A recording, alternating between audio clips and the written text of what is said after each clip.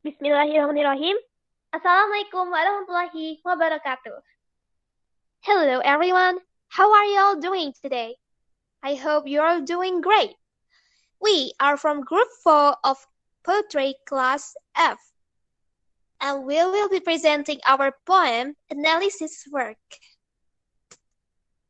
Before we start, these are the names of the members in Group 4.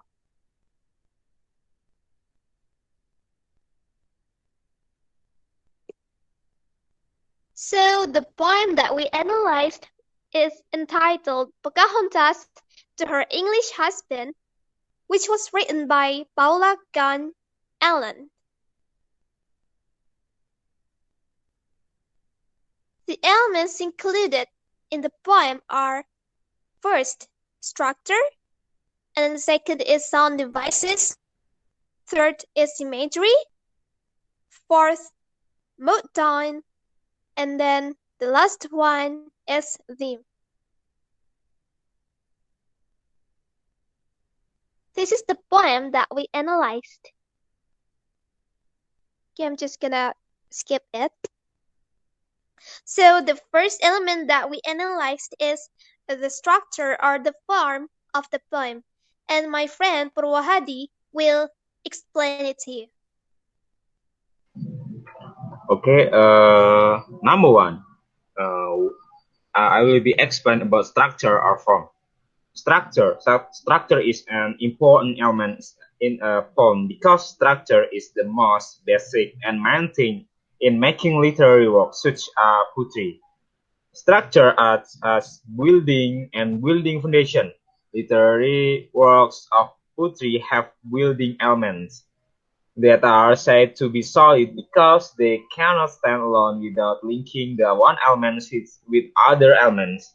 The elements in a poem are functional in their unity and also functional towards other elements. And the poem, entitled Pocahontas to Her English Husband, only has one stanza. If you have never read it, it will be a bit difficult to read because of a long sentence in the most lines.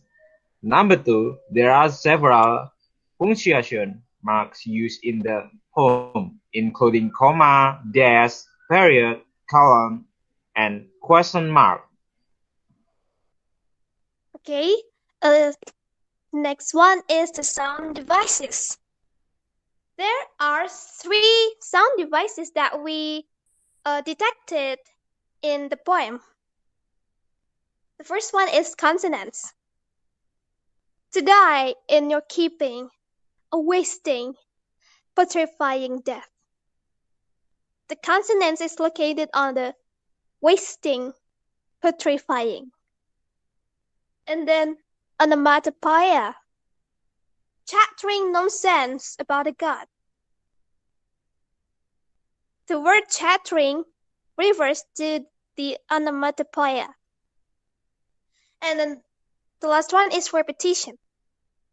Learning the ways of grace only by your firm guidance, through your husbandly rule, no doubt, no doubt. The repetition is located in no doubt, no doubt. The next one is imagery that will be delivered by my friend Putri. Okay, directly for imagery. First one is, "Oh beloved," and "my fair husband." Those phrases explains that Pocahontas really loves her husband, but it is different if the reader reads thoroughly and understands what he is feeling. The Bontas will sound like Pocahontas is bitter towards him. Number 2. You would have died.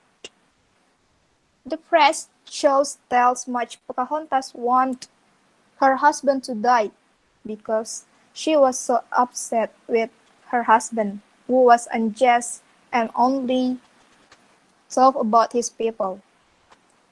Number 3. Had I not said you thugs, your masters far across the sea.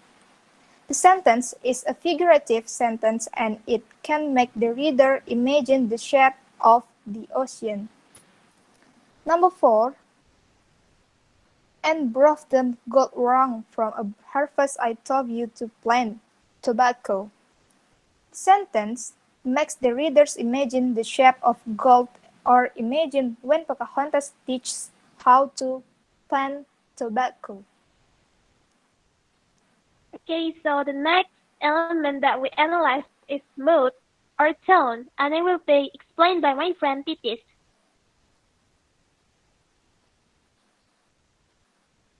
Okay, mood and tone are elements of a piece of writing, often differentiated to allow for easy understanding.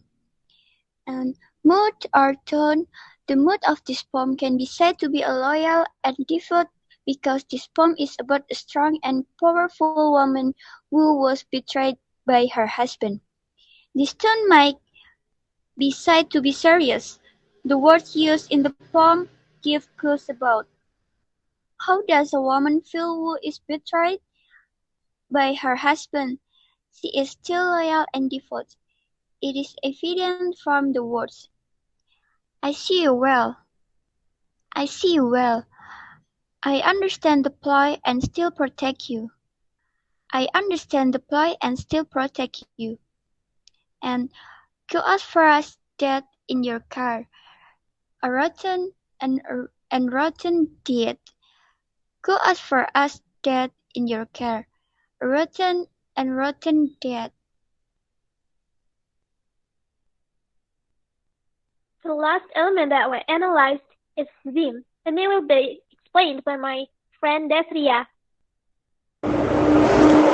Yes, a woman named Pocahontas, a Native American, had a partner named John who was English. In this poem, Pocahontas was ignored like a child for her ideas and always saved her husband and taught him to survive. So many things were given to her husband, but she was betrayed because of his loyalty to the king, and from there she realized that the fact of what he really was, a white man who wanted everything. It can be concluded that the theme of the poetry is a kindness that is replaced with betrayal. Thank you. Okay, so that's all the presentation of the point analysis done by Group 4. Thank you very much for your attention. I hope you enjoyed it. And we would like to apologize if there were any mistake during our presentation. Again, thank you very much and